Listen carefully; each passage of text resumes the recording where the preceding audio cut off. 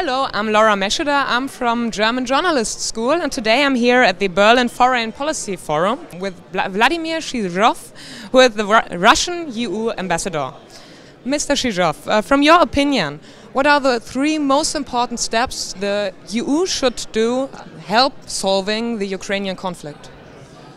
Well, the EU, if we talk about three steps, there may be more, but the three initial steps would be to take an objective look at how the crisis in Ukraine first started and developed, including seeing its own, the EU's mistakes.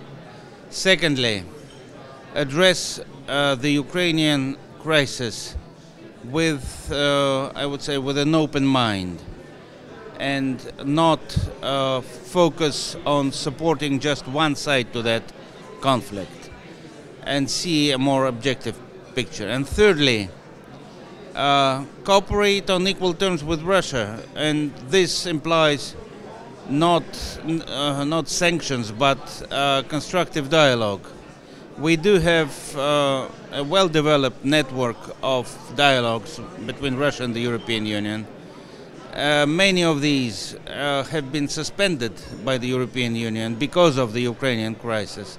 This is not helping the broader understanding and the restoration of trust between us. What do you think is the reason for the point that you say the objective look is missing? Well, you see, when I look at the publicly stated EU position on events that are unfolding in Ukraine, I see appeals to my own country to take on its responsibilities on such and such elements, but I hardly see any appeals to the Kiev authorities, who may be perceiving this as a blank check, which I think would be totally wrong. And which are the three most important points Russia should do to help solving the Ukrainian conflict? Well, Russia is doing everything in its powers. Russia is part of all the negotiating formats regarding the Ukrainian crisis. Russia went out with a number of suggestions to help solve the most immediate problem of gas supply to Ukraine for the upcoming winter, and that at least has been recognized by the European Union. Russia is also pursuing the practical work on implementing the ceasefire. So when people ask me, are there any Russians in Ukraine? I say yes, there is a small group of Russian staff officers invited by the Ukrainian General Staff to help them work out a map of the buffer zone between the government control areas and the self-proclaimed Donetsk and Lugansk republics. What do you think is the interest of European Union in Ukraine, and on the other hand is the interest of Russia in Ukraine? Well, I think the interest of the European Union in Ukraine has been somewhat misperceived in the European Union. Of course, Ukraine is a big country, a market of 45 million, a country with broad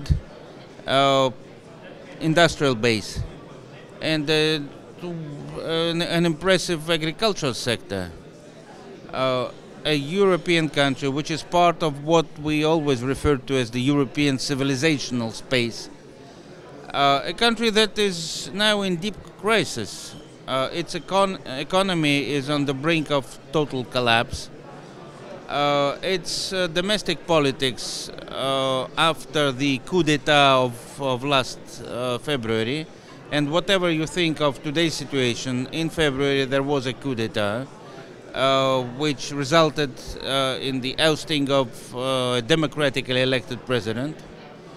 a coup d'etat that brought people into power who were alien to many Ukrainians living in the eastern part of the country. That's how it all started. So the European Union should see Ukraine not as a geopolitical battlefield, much less a geopolitical playground, which I'm afraid is the way the Americans see Ukraine, because they don't have major economic interests in the country, unlike the European Union.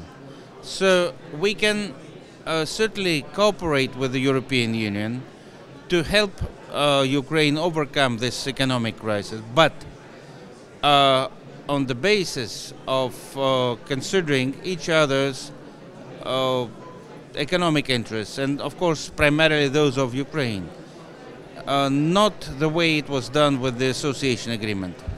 Okay. Well, the very last question. Mikhail Gorbachev just said that the world is nearby a next Cold War. Do you agree?